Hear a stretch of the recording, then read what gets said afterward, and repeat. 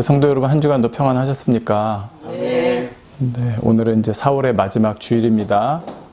자, 오늘 말씀의 제목은 복음과 율법입니다. 오늘 이 시간부터는 몇 시간에 걸쳐서 이 복음과 율법이라고 하는 제목을 가지고 여러분과 함께 은혜를 나누려고 하게 됐는데요. 이 말씀을 증거하게 된 배경을 잠깐 설명하도록 하겠습니다. 여러분, 우리 인간 경작의 이 시간이 이제 구약 시대와 신약 시대로 나눠지지 않습니까? 구약 시대에는 하나님께서 그 선택하신 백성인 이스라엘 백성을 통해서 하나님의 뜻과 섭리를 세상에 알리시고 펼쳐 가셨던 시대입니다. 그때는 이스라엘 백성에게 율법이라고 하는 그 백성과의 어떤 약속이라고 하는 그 계명, 그것을 주셨습니다. 그래서 그것을 지키느냐 안 지키느냐, 거기에 따라서 구원이냐 아니냐가 정말 정해지는 시대였고, 그렇지만 인간이 그 율법을 다 지킬 수 없기 때문에 또 하나님께서는 그 제사법이라는 걸 또 통해서 죄를 지었을 때 그것을 어떻게 사함 받을 수 있고, 그래서 다시 구원에 이를 수 있는지를 하나님께서 이제 알려주신 것이죠. 자, 그런데 이제 신약 시대가 됐습니다. 구약 시대와 신약 시대에 아주 큰 차이점이 생기게 되는 전환점이 바로 예수 그리스도가 이 땅에 오신 것입니다. 그러니까 예수 그리스도가 오셔서 단번에 우리의 모든 죄를 대신 지시고 십자가에 달려 죽으심으로 우리의 모든 죄가 다 사해지게 되었습니다. 그러니까 구약 시대에는 죄를 지으면 거기에 따라서 뭐 소로, 양으로, 비둘기로 이렇게 제사를 드려서 죄 사함을 받아야 되는데, 그 모든 제사를 단번에 예수 그리스도가 우리의 화목제물, 하나님 앞에 제물이 되어 주심으로 말미암아 우리가 다시는 그렇게 구약처럼 뭐 소를 잡고 양을 잡고 뭐 염소를 잡고 그다음에 뭐 비둘기를 잡아서 제사를 드리지 않아도 우리의 죄를 사함 받을 수 있는 예수 그리스도 보혈의 피가 이제 우리에게 그 권세가 이제 임하게 되어진 것이죠. 그래서 많은 분들이 그렇게 고백을 합니다. 아, 그래, 지난 시간에도 말씀드렸지만 돌아온 탕자와 같이 정말 죄인 되었던 우리 예수 그리스도로 말미암아 우리가 아무것도 한 것이 없는데 정말 아버지 하나님의 전적인 은혜로 우리가 예수 그리스도를 믿고 죄사함 받고 의롭다 하심을 받아 구원에 이르게 되었다, 고백을 하게 되는 것입니다. 자, 근데 이렇게 우리가 은혜로 구원을 받았고 이제 하나님의 자녀가 되었다고 고백은 하는데, 실제로 이제 신앙생활을 해나가면서 보면 다시 구약으로 돌아가는 경우가 많습니다. 무슨 얘기냐면, 여러분 구약이든 신약이든 보세요. 하나님의 뜻은 한 가지예요. 하나님 말씀대로 사는 거예요. 네. 하나님 말씀대로 삼아서 하나님 닮아가는 것이고 주님 닮아가는 것이에요. 그래서 여러분, 뭐 어떤 분들은 야, 구약은 율법이었지만 신약은 이제 은혜 시대니까 뭐 율법이 중요한 게 아니다, 뭐 이렇게 얘기도 하는데, 그게 아니에요. 예수님께서 오히려 뭐라고 그러셨습니까? 내가 율법을 폐하러 온 게 아니라고 그러셨죠. 완전케 하려고 오셨다고 하셨습니다. 그리고 여러분, 계명들을 보면요, 구약보다 신약이 정말 뭐 마음에 있는, 생각에 있는 죄들까지 버리라고 하시는 말씀들, 어떻게 보면 신약에 있는 계명들을 지키는 것이 더 어렵게 느껴질 수가 있어요. 네, 여러분 한번 비교해서 한번 읽어보시기 바랍니다. 자, 그러면 희한하죠. 예수 그리스도로 말미암아 우리가 모든 죄사함 받고 이제 의롭다 하심을 받았으면 신약에서는 뭐 굳이 그렇게 계명을 지켜라, 뭐 해라, 이렇게 강조할 필요가 없을 것 같은데, 그냥 은혜로 살아라 하면 될 것 같은데 그게 아니더라는 거예요. 자, 그렇다면 구약과 신약의 차이점이 뭐냐? 앞서 말씀드린 대로 하나님의 뜻은 분명해요. 우리가 계명을 지키며 사는 거예요. 근데 구약과 신약의 차이점은 어떻게 계명을 지키느냐에 큰 차이점이 생기는 게 구약과 신약이에요. 구약은 율법으로, 신약은 하나님의 계명을 지키되 그것을 어떻게?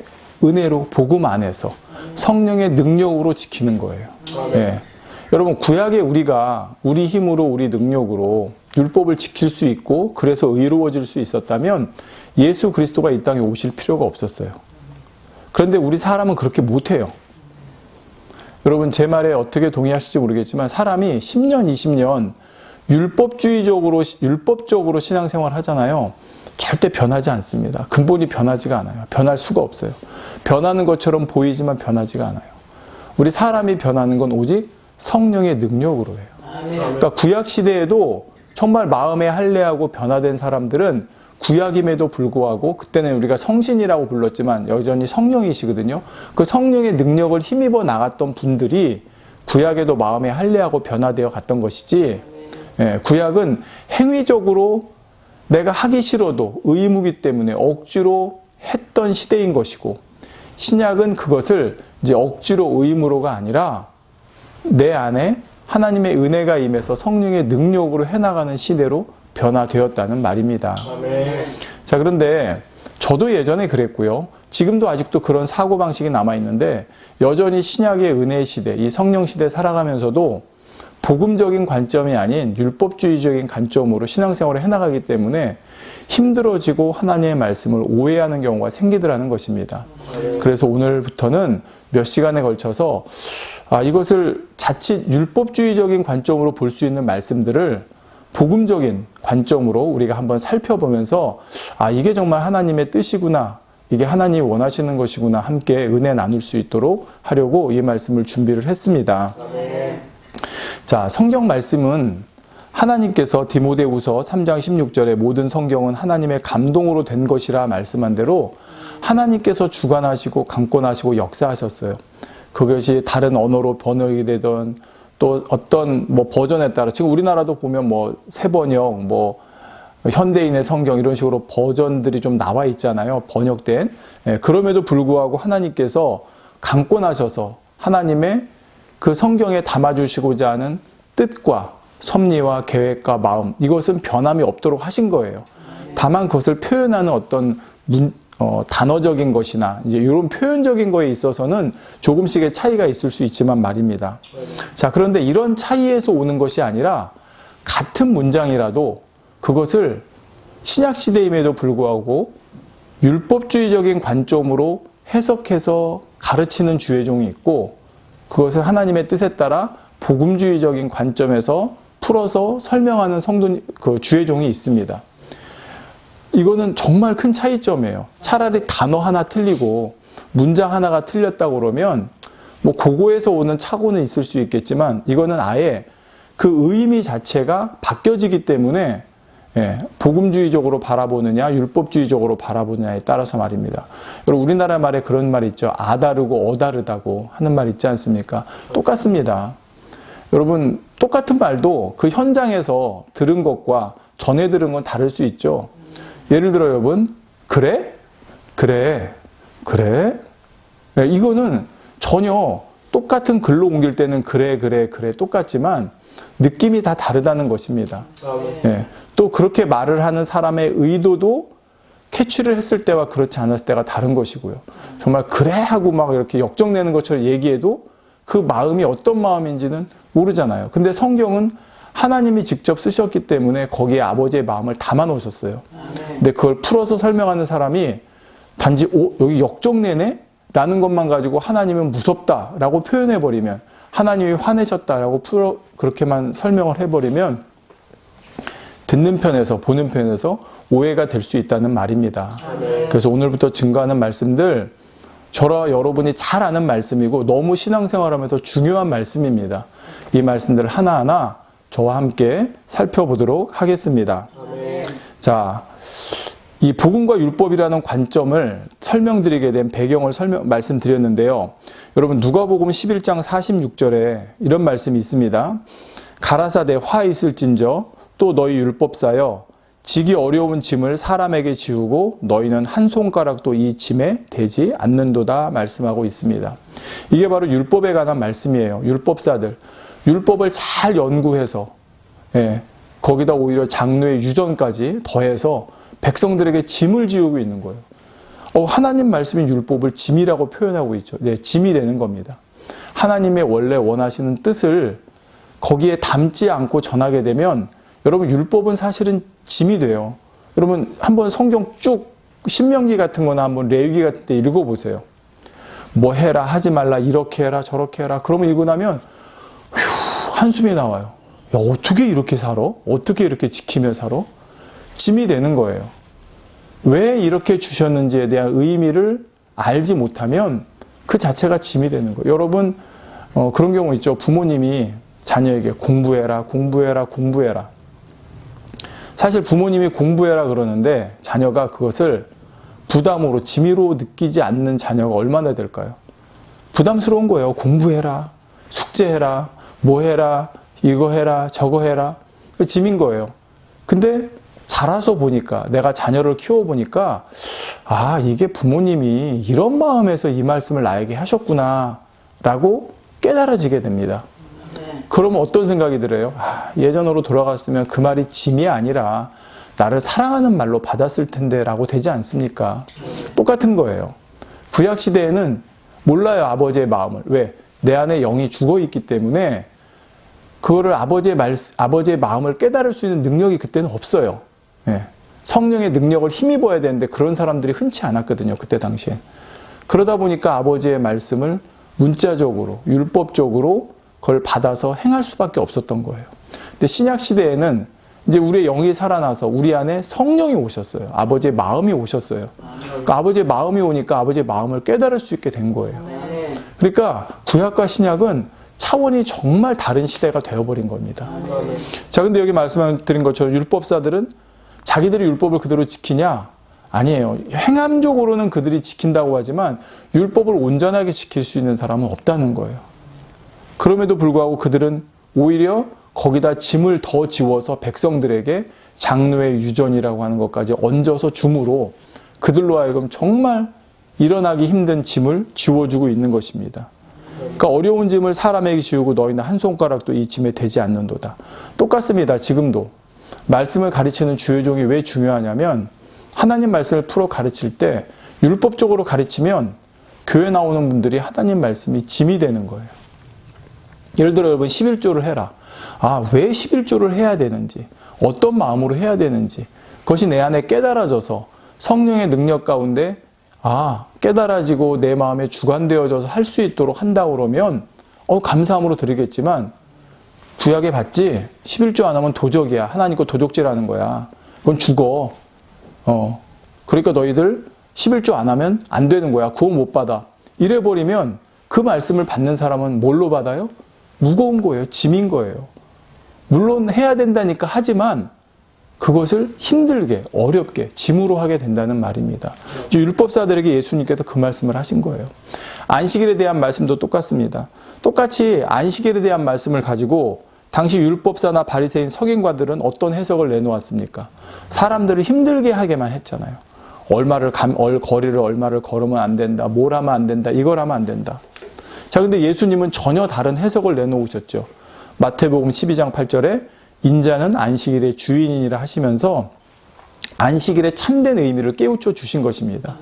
그날의 율법으로 뭘 하지 마라 못하게 얽어매는, 그래서 아무것도 못하게 해서 취하게 하는 안식의 의미가 아니라 정말 영혼의 안식을 취하게 하는, 그날의 주인이 되신 예수 그리스도로 말미암아 우리가 평안과 기쁨과 행복을 누리는 안식을 주시고자 하는 것이 아버지의 참 안식일을 주신 뜻이라는 것을 깨우쳐 주신 거예요. 그러니까 아버지의 마음을 알고 설명해 주신 예수님의 가르침과 아버지의 마음을 알지 못하고 뜻을 알지 못하고 문자적으로 율법적으로 가르친 바리새인 서기관 율법사들의 가르침과는 받는 백성들의 입장에서는 너무나 큰 차이가 나는 것을 느낄 수가 있지 않습니까?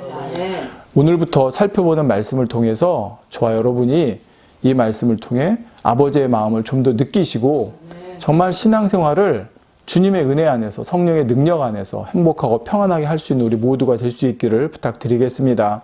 오늘 본문은 요한복음 14장 15절입니다. 제가 읽겠습니다. 너희가 나를 사랑하면 나의 계명을 지키리라. 아멘. 자, 여러분, 이 말씀은 우리가 하나님을 사랑하는 것과 계명, 즉 말씀을 지켜 행하는 것과의 관계성을 설명한 말씀입니다. 그런데 이 말씀을 율법주의적인 관점으로 보면 매우 짐스럽게 느껴질 수 있죠. 즉 하나님에 대한 사랑의 척도를 계명을 지키느냐 안 지키느냐로 판단하는 말씀으로 오해할 수 있기 때문입니다. 다시 말해 너희가 나를 사랑하면 나의 계명을 지키리라, 이 말씀을 나의 계명을 지켜야 너희가 나를 사랑하는 거야. 계명 지키지 않으면 나 사랑하지 않는 거야. 이렇게 하나님에 대한 사랑의 척도를 계명을 지키냐 안 지키냐의 기준으로, 판단의 말씀으로 생각하면, 그렇게 오해하면 이 말씀이 힘들어지는 말씀이 된다는 것입니다. 너 계명 안 지켜? 하나님 사랑하지 않네? 너 너 그거밖에 안 해? 너 하나님 그거밖에 사랑하지 않네? 예. 이렇게 된다는 것이죠. 제가 이 말씀을 이해할 수 있도록 어떤 상황을 하나 설정해서 비유를 들어보겠습니다. 자, 부부 사이에 이런 대화가 오고 갑니다. 아내가 남편에게 이렇게 얘기합니다. 여보, 당신 나 사랑해? 그러니까 남편이 응, 사랑하지. 그때 이제 아내와 남편의 대화가 이어집니다. 그래? 나 사랑하지? 그럼 나 이거 사줘. 네. 남편이 아유, 그렇게 비싼 걸? 내 월급이 얼만데? 아니, 당신 나 사랑한다며. 그러니까 나 이거 사줘. 아니, 당연히 사랑하지. 그래도 그건 좀 당신 나 사랑하지 않는구나. 나 사랑한다면서 어떻게 이것도 안 사줄 수 있어? 자, 이 부부간의 대화입니다. 자, 여러분 이 대화를 들으시면 어떤 생각이 드십니까? 아내 말이 맞네. 아내가 원하는 것 안 사주는 거 보니 사랑하는 거 아니네. 이렇게 생각하십니까? 아니면 아내가 너무 극단적이네.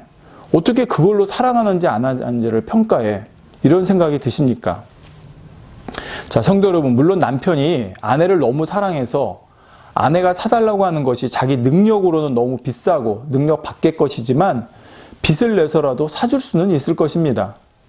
하지만 지금 아내가 남편에게 능력 밖의 것을 요구하면서 그것을 들어주느냐 들어주지 않느냐를 가지고 자기를 사랑하는지 사랑하지 않는지를 단정짓는 것은 맞지 않다는 말입니다. 물론 이때 아내의 요구가 남편이 능히 해줄 수 있는 것임에도 불구하고 그것을 들어주지 않는다 그러면 남편의 진심을 한 번쯤 의심해 볼 수 있겠죠. 하지만 남편의 능력으로 해줄 수 없는 것을 또는 자기가 원하는 것을 무조건 남편의 입장 생각하지 않고 무리해서 요구하면서 그것을 해주는지 안 해주는지를 가지고 자기를 사랑하는지 안 하는지에 대한 기준으로 삼는 것은 지나치다는 말입니다. 자, 또 남편이 이런 상황에서 만약에 아내가 원하는 것을 해주었다고 하겠습니다. 그때 아내가 남편에게 이렇게 얘기를 합니다. 아, 당신 이거 이렇게 비싸고 사주기 힘든 것도 사주는 걸 보니까 나 사랑하는구나. 자, 이렇게 말하는 것과 당신이 나를 얼마나 사랑하면 이렇게까지 나한테 해주네? 말하는 것과는 다르다는 것입니다. 여러분, 이 말이 같은 말이 아니에요. 당신이 이렇게 비싸고 구하기 어려운 것까지 해주는 걸 보니 나 사랑하는 거 맞네? 라고 말하는 거 하고요.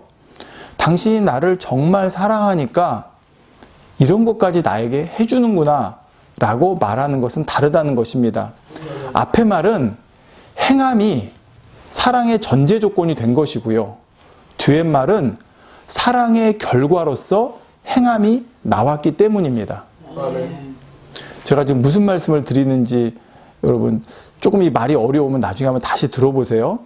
너희가 나를 사랑하면 나의 계명을 지키리라는 말씀도 마찬가지입니다. 이 말씀은 계명을 지키느냐 안 지키냐를 기준으로 사랑하는지 사랑하지 않는지, 즉 계명을 지키면 사랑하는 것이고 계명을 지키지 않으면 사랑하지 않는 것이라고 하는 이런 식의 판단을 하기 위해 주신 말씀이 아닙니다. 또 계명을 더 잘 지킬수록 그것이 사랑하는 것이라고 하는 이런 판단을 위해 주신 말씀도 아닌 것이죠. 자, 이 말씀의 핵심은 하나님을 사랑하는 것에 있습니다. 다시 말씀드립니다. 이 말씀의 핵심은 하나님을 사랑하는 것에 있습니다. 즉 하나님을 사랑해야 계명을 지킬 수 있다는 뜻이고 하나님을 사랑해서 계명을 지켜야 한다는 뜻입니다. 제가 다른 비유를 들어볼게요. 여러분, 근력이 좋아야 턱걸이를 잘할 수 있다. 근력이 좋아져서 턱걸이를 잘할 수 있다. 자, 이게 무슨 말입니까, 여러분?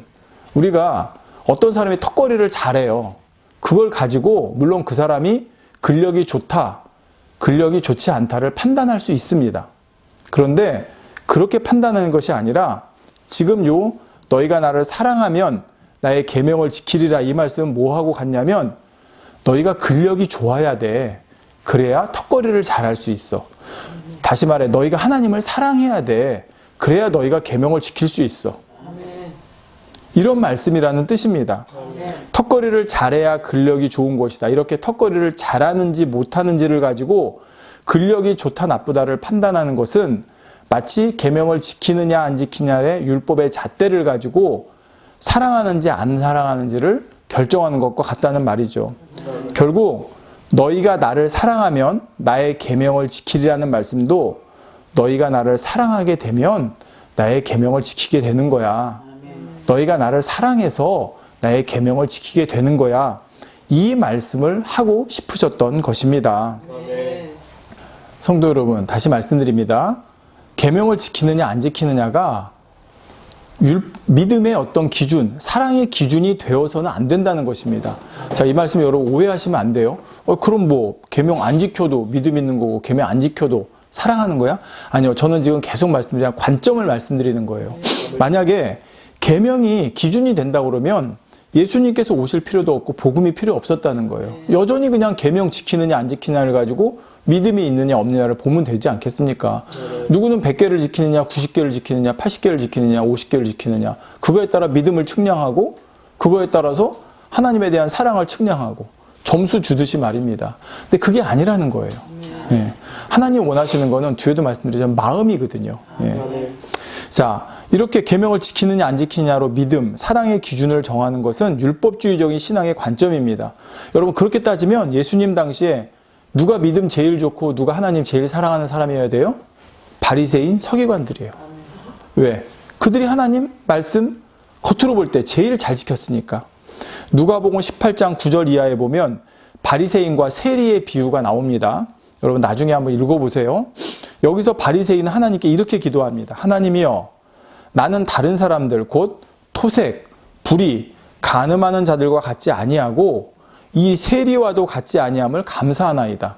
지금 자기는 토색도 불의도 간음도 또 이 세리와 같은 죄도 짓지 않고 있다는 말입니다. 나는 이래에 2번씩 금식하고 또 소득의 10의 11조를 드리나이다. 자기는 율법에 명한 대로 금식도 하고 11조도 하고 말씀대로 산다는 거예요. 쉽게 말하면. 반면에 세리는 감히 눈을 들어 하늘을 우러러보지 못하고 다만 가슴을 치면서 이렇게 고백합니다. 하나님이여, 불쌍히 여기옵소서. 나는 죄인으로소이다. 기도했죠. 자, 그렇다면 이 바리새인과 세리 중에 여러분 누가 더 하나님 사랑하는 사람입니까? 누가 더 하나님 볼 때 의로운 사람입니까? 율법주의적인 관점에서 보면 누구예요? 바리새인이죠.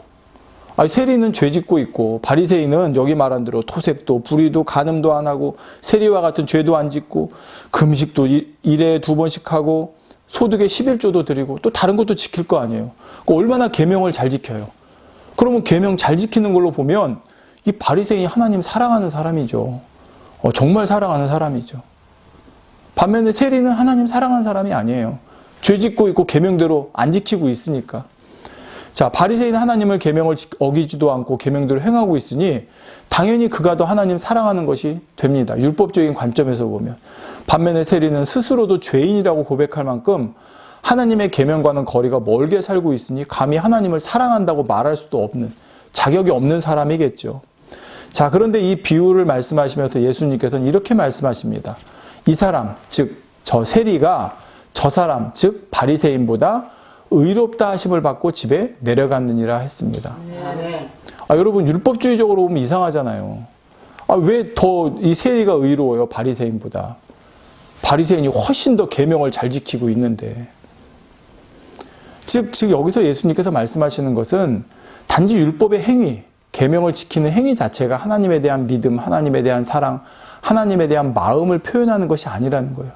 구약은 하나님에 대한 사랑이나 마음이 없어도 행위적으로 얼마든지 할 수 있는 시대였고 그걸 여전히 이 바리새인은 하고 있었던 거예요. 근데 하나님께서 원하시는 건 구약도 신약도 마찬가지예요. 마음이었어요. 근데 구약은 그게 안 되니까 율법이라는 걸 통해서 그래도 그 테두리 안에서 구원받게 해주신 거고 신약은 예수 그리스도가 오시고 성령이 오심으로 이제 마음으로 가능한 시대가 되었기 때문에 이제는 구약의 율법으로가 아닌 신약의 복음으로 은혜로 할 수 있게 하셨다는 말입니다. 마태복음 19장에 나오는 부자 청년의 이야기도 마찬가지입니다. 이 부자 청년은 예수님께서 이제 계명에 대한 말씀을 하시니까 이렇게 대답을 해요.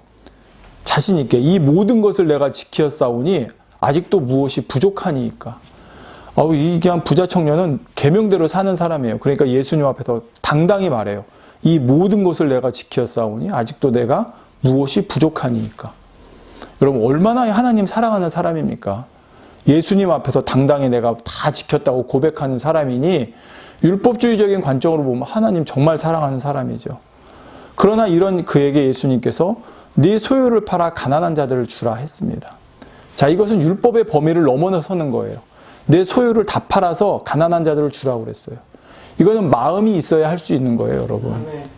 무슨 얘기가 같냐면 여러분 세상에 돈 많은 사람들 중에 보면 기부하는 사람들 있죠. 이렇게 뭐 구호성금 내는 사람들. 자, 여러분 그런 분들은 돈이 많아서 뭐 대기업 회장님 뭐 어떤 분들 이렇게 합니다. 그러면 아유 감사하죠. 안 하는 사람들마다. 근데 여러분 어떤 경우 보면요. 뭐 파지를 모아 뭐 휴지를 모아서 뭘 모아서 평생을 모아서 평생을 뭐 국밥 장사를 해서 평생을 뭐 떡볶이 장사를 해서 모은 1억을 5천만 원을 자기의 전 재산을 기부하는 사람이 있어요. 이거는 차원이 다른 거예요, 여러분. 내가 1조가 있는데 1억을 기부하는 사람과 물론 그것도 안 하는 사람보다는 낫지만 내 재산이 5천만 원인데 1억인데 그걸 전부 다 기부하는 사람은 그 뒤에 하는 분은 내 마음을 다 드리는 거예요. 예수님께서 말씀하시는 게 이거예요. 네가 율법을 다 행해? 네가 그걸 통해서 하나님 사랑하고 믿음이 있다고 해? 그럼 정말 네 믿음과 사랑을 한번 보자. 네 소유를 다 팔아서 가난한 자들에게 줘봐. 못하는 거예요. 왜? 이 부자 청년은 그 마음이 안 되었기 때문에. 물론 하나님을 사랑하는 마음이 있어서 행했죠. 그렇지만 그렇게까지 하나님을 사랑하는 마음이 있었던 게 아니기 때문에.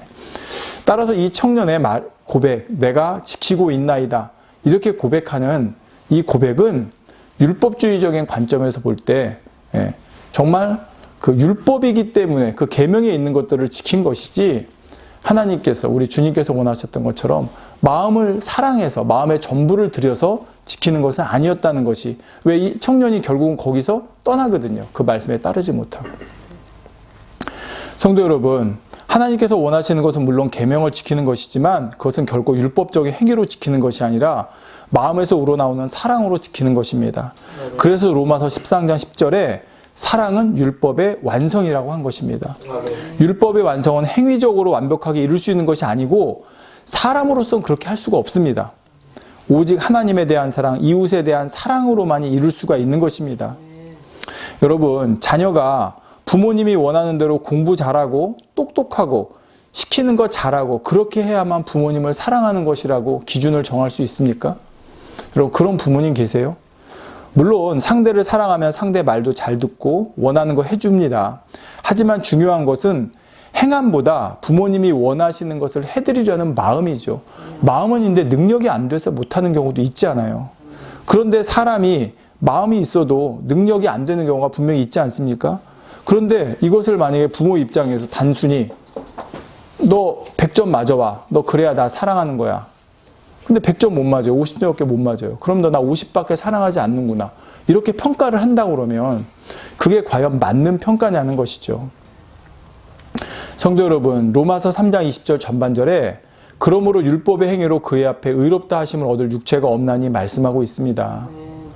사람은요, 자기의 율법의 행위로 자기 힘과 자기 능력과 자기 의지로 율법의 행위를 온전하게 행할 수 있는 사람 아무도 없어요. 여러분, 혹시 누가 나 이렇게 율법을 온전히 행하고 있다, 계명을 행하고 있다, 그거는 거짓말을 하는 것이고 그것은 예수 그리스도 성령의 능력을 부인하고 있는 거예요. 내가 어떻게 그걸 행해요? 그렇게 할 수 있는 사람 없어요. 오직 예수 그리스도로 말미암아 의롭다 하심을 받는 것이고요. 오직 성령의 능력으로 말미암아 우리가 그 의로움을 이루어갈 수가 있는 것입니다. 그런데 성령의 능력은 어디서 오느냐? 하나님 사랑하는 데서 오는 거예요. 그러므로 우리가 너희가 나를 사랑하면 나의 계명을 지키리라, 이 말씀은 어떻게 해야 내가 하나님을 더 사랑할 수 있을까? 어떻게 하면 내가 하나님 사랑해서 계명을 지킬 수 있을까에 초점이 맞춰져야 된다는 것입니다. 그렇다면 우리가 어떻게 하나님 사랑할 수 있고 하나님 사랑해서 계명을 지키며 살 수 있을까요? 요한일서 4장 19절에 이렇게 말씀합니다. 우리가 사랑함은 그가 먼저 우리를 사랑하셨음이라 했습니다. 하나님께서 먼저 우리를 사랑해 주셨기 때문에 우리도 하나님을 사랑할 수밖에 없다는 말입니다. 그런데 이 사실을 우리가 머리로 안다고 우리가 하나님을 사랑할 수 있는 게 아니죠. 여러분, 머리로 누가 나를 사랑하는데 머리로 안만 알아서 사랑이 됩니까? 안 되죠. 여러분, 예수님이 우리를 왜 십자가에 달려 죽으셨어? 피 흘리셨어. 야, 이런 예수님을 어떻게 사랑하지 않을 수 있어? 아, 사랑해야 되는구나. 그러니까 막 사랑이 생겨요? 여러분, 절대 안 생겨요. 오히려 부담만 되고 짐만 돼요. 정죄감만 생겨요. 예수님은 나를 위해 이렇게 해주셨는데 나는 예수님을 사랑하지 못해? 야, 나는 정말 인간도 아니야. 나는 하나님 사랑받을 자격도 없어. 정죄감만 생기는 거예요. 그게 누가 주는 거냐? 사단이 주는 거예요. 그러니까 여러분, 이거 명심하셔야 돼요. 예를 들어 그런 분 계세요. 난 십자가를 보는데 눈물이 안 나요. 난 예수님의 그 어떤 십자가 달리시는 영화를 봤는데 나는 막 어떤 분들은 오열하는데 나는 오열이 안 나요. 나는 사랑하는 게 아닌가 봐요. 분명히 예수님이 날 위해 이렇게 사랑해 주신 거 아는데 나는 왜 안 되죠? 눈물이 안 나죠? 예? 나는 그러면 사랑하지 않는 거예요? 아니에요, 그게. 그게 눈물이 나지 않는다고 그래서, 오열이 나지 않는다고 그래서 어떻게 저걸 보면서 눈물이 안 나? 여러분, 그런 말을 들어봐요. 더 눈물 안 나요. 더 부담되어져요. 예. 그게 똑같은 거예요. 너 계명 안 지켜? 너 하나님 사랑하지 않는구나. 너 계명 그거밖에 못 지켜? 너 하나님 사랑하지 않는구나. 그게 다 사단이 주는 거예요. 성경에 뭐라고 그러는지 보세요. 로마서 5장 5절에 소망이 부끄럽게 아니함은 우리에게 주신 성령으로 말미암아 하나님의 사랑이 우리 마음에 부은 바 됨이니 했습니다. 자, 무슨 얘기예요?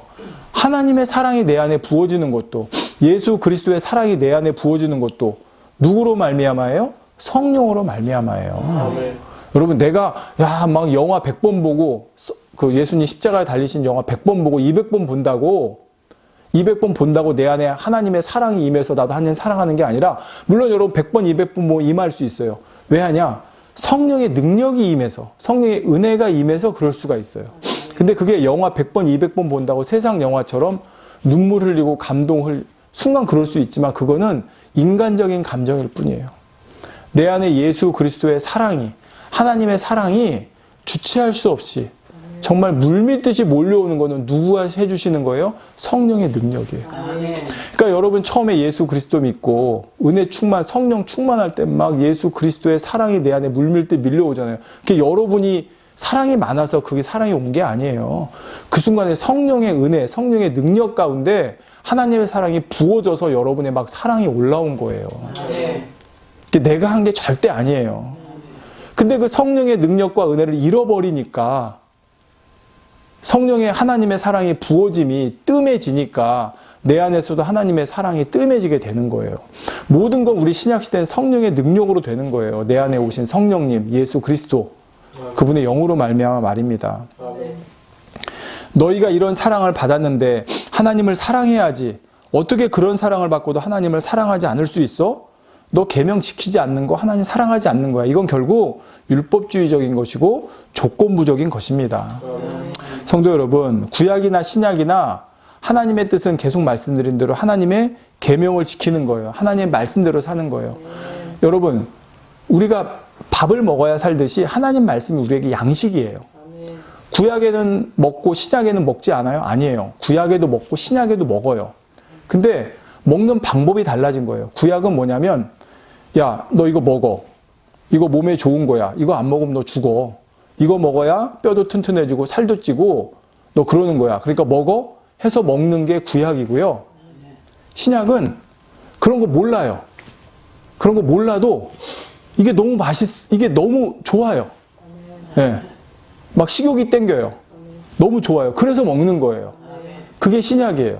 근데 그 식욕이 땡기게 해주시고 이 음식이 너무 좋게 느껴지게 하는 게 누구냐? 성령이시라는 거예요. 여러분, 이 비유가 제가 볼 땐 여러분 좀 이해하시면 좋겠어요. 구약은 아까 말씀드린 대로 먹기 싫어도 몸에 좋다니까, 먹어야 된다니까 먹는 거예요. 그래서 내가 살아가는 거예요. 근데 신약은 그게 아니에요. 너무 이게 먹고 싶어지고 식욕이 땡기고 너무 좋아요. 그래서 먹는 거예요.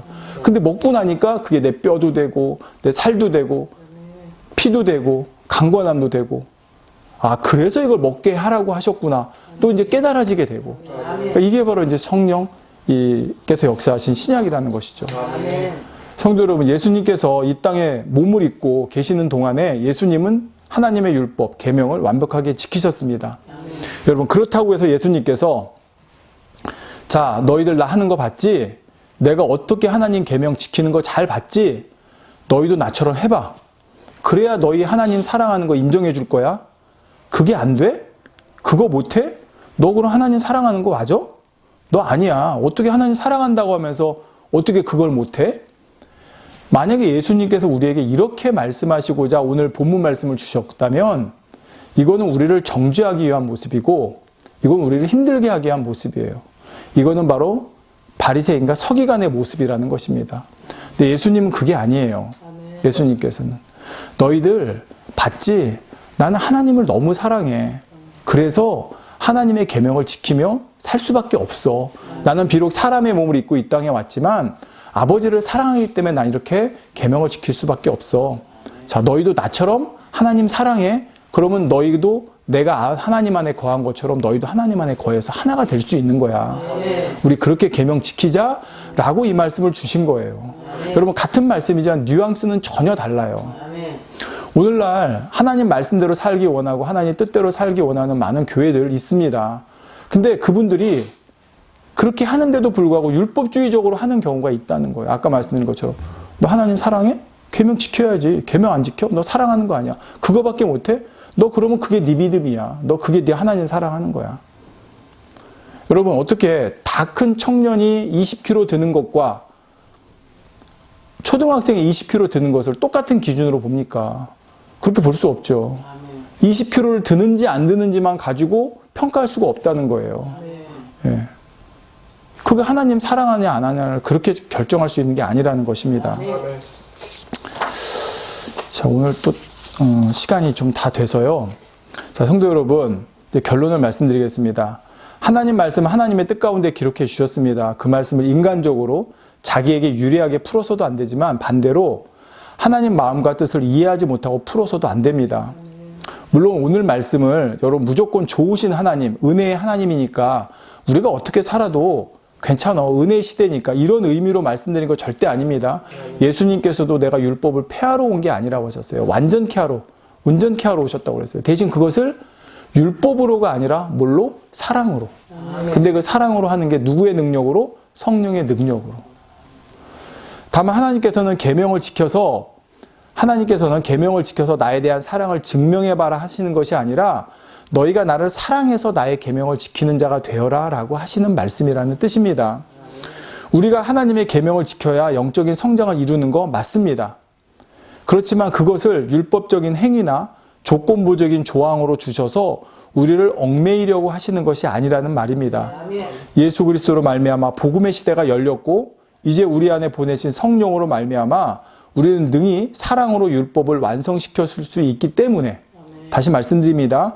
복음의 시대, 지금은 은혜의 복음의 시대가 열렸고 우리 안에 보내주신 성령으로 말미암아 이제는 능히 우리가 사랑으로 율법을 완성시킬 수 있게 되었기 때문에 이러한 말씀을 주시는 것입니다. 요한일서 5장 3절에 이렇게 말씀합니다. 하나님을 사랑하는 것은 이것이니 우리가 그의 계명들을 지키는 것이라. 그의 계명들은 무거운 것이 아니로다. 여러분 이 말씀도 오해하면 어떻게 돼요? 하나님을 사랑하는 것은 이것이니 그의 계명을 지키는 것이래요. 거봐, 계명 지켜야 하나님을 사랑하는 거야. 아니에요. 그런 뜻이. 여러분 오늘 말씀을 들었으니까 이 말씀을 다시 한번 읽어볼게요. 하나님을 사랑하는 것은 이것이니 우리가 그의 계명들을 지키는 것이라. 하나님을 사랑해요. 그러면 그것은 어떻게 돼요? 계명을 지키게 된다는 것이에요. 그러면서 뒤에 중요한 말씀이 나와요. 그의 계명들은 무거운 것이 아니로다 했어요. 여러분 제가 비유를 하나 들고 마치겠습니다. 제가 누구를 너무 사랑한다고 할게요. 근데 제가 이렇게 얘기합니다. 야, 이거 너무 힘들고 너무 어렵고 싫은 일인데 내가 너 사랑하니까 이거 할게. 이거 정말 사랑하는 거예요? 아니에요, 여러분. 다시 말씀드립니다. 이거 너무 힘들고 이거 너무 어려워. 야, 이거 정말 힘든 일이야. 근데 내가 너 사랑하니까 이거 하는 거야. 이거는 사랑하는 게 아니에요. 여러분 사랑하면 절대 무겁지 않아요. 사랑하면 절대 힘들지 않아요. 사랑하니까 싫어도, 사랑하니까 무거워도, 사랑하니까 힘들어도 할 게가 아니에요. 사랑하면 하게 돼요. 무겁다고 느끼지 않고, 힘들다고 느끼지 않고, 싫다고 느끼지 않고, 그래서 바로 예수님 여기 이렇게 말씀한 거예요. 하나님을 사랑하는 것은 이것이니 우리가 그의 계명들을 지키는 것이라. 그의 계명들은 무거운 것이 아니로다. 계명을 지켜야 사랑한다고 하는 사람들은 계명이 무거워요. 여러분 절대로 무겁습니다. 그런데 하나님을 사랑해서 계명을 지키는 사람들은 계명이 무겁지 않아요. 그러니까 요한일서에 하나님을 사랑하는 것은 이것이니 우리가 그의 계명들을 지키는 것이라. 그의 계명들은 무거운 것이 아니로다. 여러분 오늘 말씀은 저한테는 너무 중요한 말씀이에요. 하나님의 뜻이 무엇인가, 하나님 말씀대로 사는 것이 무엇인가를 저도 공부했던 사람이고 그렇게 살기를 원했던 사람인데, 그래서 하나님의 계명을 지켜야 되고 계명대로 살아야 된다는 것이 알았는데 늘 그것이 어떤 한편의 부담이 되고 짐이 되고 무거웠던 사람 중에 한 사람이 또 저였어요. 예. 근데 이제 그 이유가 바로 이것이라는 거죠. 율법으로 내가 성령을 의지해서 성령의 능력을, 이제 다음 시간에 말씀드리겠지만 그럼 가만히 있으면 성령의 능력이 오느냐? 그건 아니에요. 그래서 성령의 능력을 받아서 해야 되기 때문에, 성령의 그 은혜 가운데 해야 되기 때문에 어떻게 해야 되는지 또 설명을 드리겠는데, 먼저 그 전에 하나님 말씀을 대하는 관점이 달라진다는 거예요. 그러면 여러분 이렇게 말씀드린다고 해서 야 그렇구나, 그럼 내가 뭐 하나님 말씀 굳이 열심히 지키지 않아도 되네, 아유 내가 좀 편하게 하자, 쉽게 하자 가 되는 게 아니에요. 그거는 정말 성령의 능력을 힘입은 사람이 아니에요. 예. 이런 말씀을 들었을 때 내 마음에 이제 부담감을 덜어내고 짐을 덜어내고 더 홀가분하게, 여러분 마라톤 가는데 내 뒤에다가 50kg짜리 군장 완전 무장한 거 50kg짜리 들고 뛰면 얼마나 힘들겠습니까? 근데 그게 아니라 어떻게 돼요? 예. 이 짐 던져놓고 가는 거예요. 그러니까 예수님이 뭐라고 그랬어요? 이 수고하고 무거운 짐진 자들아 다 내게로 오라고 그랬잖아요. 그거예요. 나중에 다시 또 이 복음주의적인 관점에서 그 말씀도 설명드릴 거예요. 수고하고 무거운 짐진 자들아, 그게 어떤 죄의 짐을 말하는 것이기도 하지만 율법의 짐이에요. 율법의 짐을 지고 가면 너무 무거워요. 그리고 정죄감을 느껴요. 여러분 율법을 지키려고 하는데 못 지켜요. 그럼 무슨 마음이 들어요? 야, 내가 못 지켰네. 내가 또 죄 졌네. 내가 하나님 사랑하지 않는 거네. 나 이러다 구원받을 수 있을까? 여러분 그러면서 짐지면서 마라톤 하고 있다고 생각해 보세요. 신앙에 가고 있다고. 얼마나 힘이 들어요. 근데 이 짐을 내려놓으면 하나님 계명을 지켜나가고 말씀대로, 물론 가다 넘어질 때도 있어요. 그렇지만 그때 정죄감을 느끼는 것이 아니라 다시 손잡아 주신 주님 손잡고 성령의 능력 가운데 일어나서 또 가게 돼요. 근데 정죄감에 빠진 사람은 어떻게 되는지 아세요? 한 번 넘어지고 두 번 넘어지고 세 번 넘어지면 자포자기해요. 난 안 되나 보다. 나는 아닌가 봐. 난 끝인가 봐.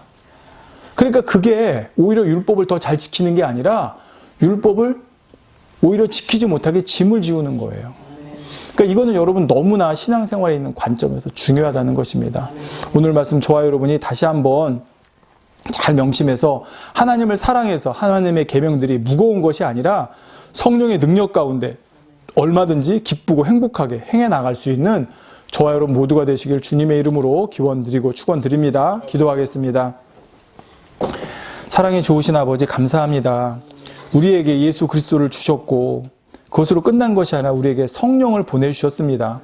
우리가 예수 그리스도를 믿음으로 말미암아 은혜로 구원받는 것으로 끝나면 우리 안에 성령님을 보내주실 필요가 없습니다. 그 다음에는 그냥 또 구약처럼 율법대로 말씀대로 살아라 하면 될 수 있는데 그게 아니라 우리 안에 성령을 보내주셨습니다. 이것은 바로 무엇이겠습니까? 그 성령의 능력을 힘입어서 이젠 구약과는 다른 차원으로 하나님 말씀 안에 계명을 지키며 살아가라고 하시는 것입니다. 계명을 지켜라, 말씀대로 살아라. 율법주의적인 시대 그 관점으로 사는 사람은 무겁고 힘들고 짐입니다. 그러나 복음주의적인 관점에서 은혜 안에 사는 사람은 하나님 말씀대로 살아라, 계명을 지켜라가 결코 무거운 짐이 아니라고, 무거운 것이 아니라고 말씀하셨습니다. 아버지, 오늘 이 말씀 듣는 모든 분들 이 말씀 잘 이해하게 하여 주시옵소서. 이제 다음 시간에도 그 다음 시간에도 또 몇 가지 말씀 구절을 가지고 증거하고자 합니다. 아버지, 이 말씀이 우리 신앙의 방향을 정하는 데 있어서 너무 중요하기 때문에 이렇게 증거합니다. 저도 은혜 받게 하시고 저도 이걸 통해서 더 능력 받게 하시고 듣는 모든 이들이 더 능력 받아서 정말 행복하게 이 땅에서도 천국을 누리며 아버지 살아갈 수 있는 우리 모두가 될 수 있도록 도와주시옵소서. 우리 주 예수 그리스도의 이름으로 기도하옵나이다. 아멘.